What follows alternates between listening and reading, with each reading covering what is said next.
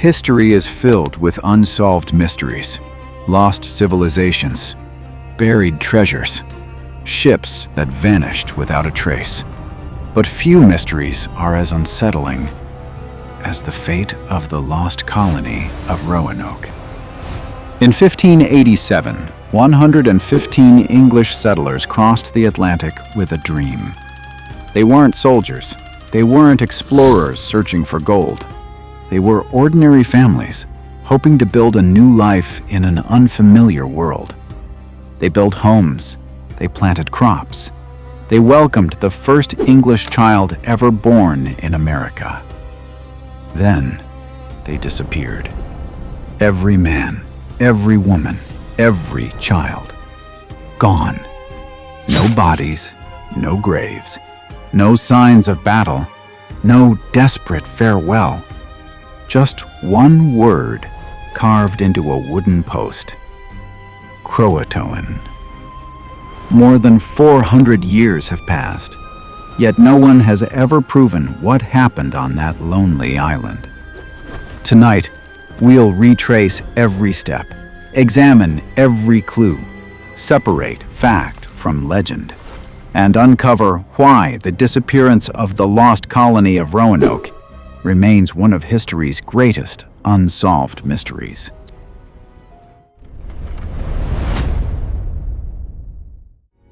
To understand why the disappearance of Roanoke still haunts historians, we first need to understand who these people were. Because they weren't adventurers chasing fame. They weren't conquerors searching for gold. They were ordinary families, willing to risk everything for the promise of a better future. The year was 1587. England had ambitious dreams. Spain had already built a vast empire across the New World. If England wanted to compete, it needed a permanent foothold in North America. That responsibility fell to a respected artist, cartographer, and governor, John White. His mission was unlike the expeditions that came before. This wasn't an army, it was a community. Farmers, carpenters, craftsmen, mothers carrying infants, fathers carrying tools instead of weapons, children stepping onto a continent no English child had ever called home. They weren't sailing towards certainty. They were sailing into the unknown. After months at sea, they finally reached a small island off the coast of what is now North Carolina. They named it Roanoke. At first, everything seemed filled with possibility. Trees stretched endlessly beyond the shoreline. Rivers promised fresh water. The land appeared rich enough to build a future. Among the settlers was John White's own daughter, Eleanor Dare. She was expecting a child. Only days after arriving, she gave birth to a baby girl. They named her Virginia Dare, the first English child ever born in the New World. For the colonists, it felt like a sign, a symbol that this fragile settlement might one day become something extraordinary. But hope can disappear much faster than it arrives. Because beyond the trees, beyond the shoreline, beyond everything they could see, danger was already waiting. The colony had survived its first weeks, but survival was becoming more difficult with every passing day. Food supplies were running dangerously low. The settlers had little experience with the unfamiliar land, and their relationship with nearby native communities had become increasingly uncertain. Winter was approaching, and without fresh supplies, the colony would not survive. John White faced an impossible decision: stay and watch the settlement slowly collapse, or sail back to England and return with everything the colony desperately needed. He chose the second option. Before boarding the ship, White embraced his daughter, Eleanor Dare. Then he looked down at his infant granddaughter, Virginia Dare.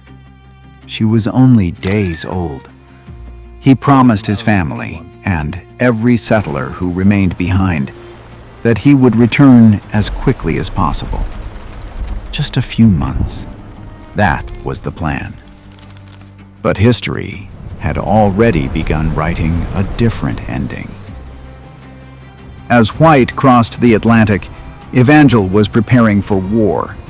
King Philip II of Spain had assembled one of the largest naval forces Europe had ever seen, the Spanish Armada. England needed every available ship. Merchant vessels became warships. Rescue missions were abandoned. White begged for permission to sail. He waited and waited. Weeks became months. Months became years. Somewhere across the Atlantic, 115 colonists kept waiting for a ship that never came. Every sunrise brought hope. Every sunset brought disappointment. Eventually, even hope begins to fade. Nearly 3 years passed before John White was finally able to sail back to Roanoke. He had spent every day believing he was returning home. He had no idea he was about to walk into one of history's greatest mysteries. August 15, 90. Nearly 3 years had passed. John White stood at the bow of the ship, staring at the island he had dreamed about every single day. Somewhere beyond those trees, his daughter should have been waiting. His granddaughter, now almost 3 years old, should have been running through the settlement. He imagined the reunion countless times. What he never imagined was silence. The beach was empty. No one came to greet them. No children, no guards, no dogs barking. Nothing. At first, White told himself they were working in the fields. Perhaps they were hunting. Perhaps they had simply not seen the ship. But with every step inland, that hope became harder to believe. The settlement was deserted, every cabin empty, every pathway swallowed by nature. The sound of people had been replaced by the sound of wind. White searched desperately, calling names, looking inside every structure, hoping to find someone, anyone. But there was no answer. Not a single voice replied. What frightened White wasn't only that everyone was gone, it was how they were gone. There were no bodies, no skeletons, no graves, no blood, no signs of battle, no burned buildings, no evidence of panic. It didn't look like people had fled for their lives. It looked as though an entire community had quietly stood up, gathered their belongings, and walked away, leaving almost nothing behind. Then, White saw it. One word, carved carefully into a wooden post. Croatoan. No explanation, no date, no names, just one word. But White immediately remembered an agreement the settlers had made before he sailed away. If they were ever forced to leave because of danger, they would carve a Maltese cross beside their message. White looked again. There was no cross, only the word. Was it a destination, a warning, a message, or the final clue left behind by 115 people who would never be seen again? White wanted to sail immediately for Croatoan Island. If his family had gone there, he could still find them. He was so close, closer than he had been in 3 years. Then, the weather turned. A violent storm drove the ship back out to sea. The search was abandoned. John White never returned to Roanoke. He never saw his daughter again. He never saw Virginia Dare again. And he died without ever learning what happened on that island.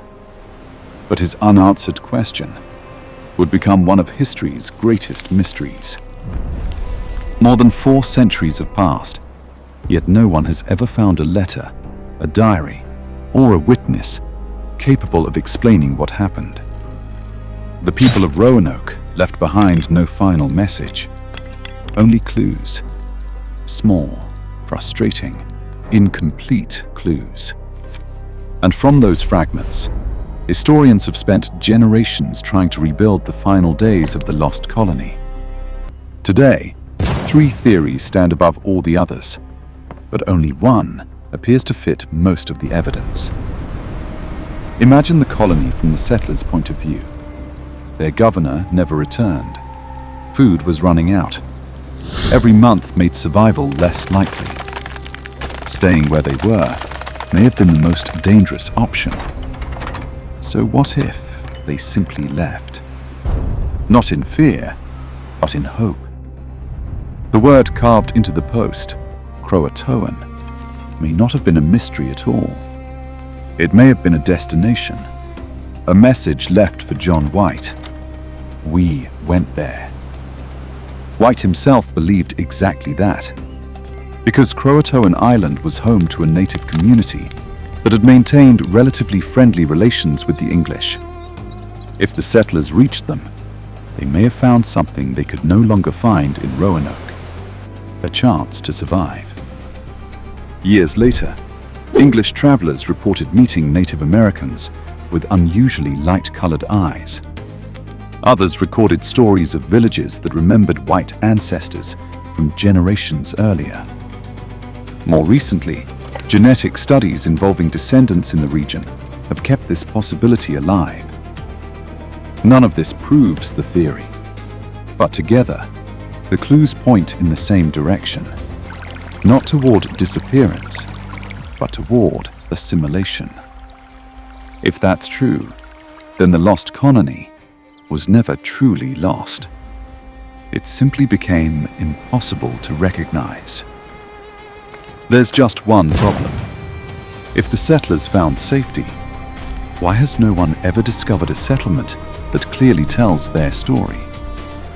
Why, after 400 years, is there still no definitive proof? And that's where the second theory begins.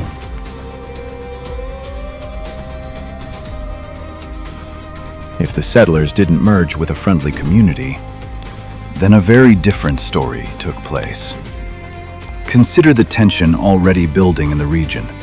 Years before John White returned, relations between English explorers and local tribes had deteriorated into violence. Lies had been told, supplies had been stolen, leaders had been killed. The settlers arrived in a land that was already suspicious of their presence. If food ran short, if desperation grew, conflict may have become inevitable. A sudden attack could explain why the settlement was abandoned so quickly. It could explain why the colonists were never heard from again. Yet, this theory faces the same obstacle as all the others. An attack leaves evidence: burned timber, broken weapons, unburied remains. When John White walked through the empty settlement, he found none of these things. The cabins were intact. The palisade was still standing. If violence destroyed Roanoke, it was a violence that cleaned up after itself. Which brings us to the third possibility, one that is perhaps the most tragic of all. What if the colonists simply gave up waiting? They were skilled craftsmen, carpenters, sailors. They had tools, they had wood. And as month after month passed with no sign of relief from England, they knew they couldn't survive another winter. So they built a boat. Not a grand ship, but a small, fragile vessel, built from whatever timber they could harvest, propelled by whatever sails they could fashion. They loaded their remaining supplies, carried their children aboard, and pushed off from the shore of Roanoke, hoping to reach England, or perhaps another European settlement further south. They sailed into the open ocean and into a storm. If their boat sank beneath the waves of the Atlantic, it would explain everything. Why no bodies were ever found. Why no settlement ever contained their story. Why 115 people vanished without a single trace. The ocean keeps its secrets well. If this was their fate, then the answer to the mystery lies buried beneath miles of dark water. 400 years later, Roanoke remains silent. Archaeologists continue to dig in the soil of North Carolina, finding small clues: an English ring, a piece of broken pottery, a map with hidden markings. Each discovery brings a moment of hope. Each discovery suggests we might finally be close to the truth. Yet the full story remains just beyond our reach. Perhaps that is why Roanoke continues to fascinate us. It isn't just a historical event. It's a reminder of how easily an entire community, their dreams, their fears, their names, can be erased from the world. John White spent the rest of his life wondering what became of his daughter and his granddaughter. We are still asking the very same question.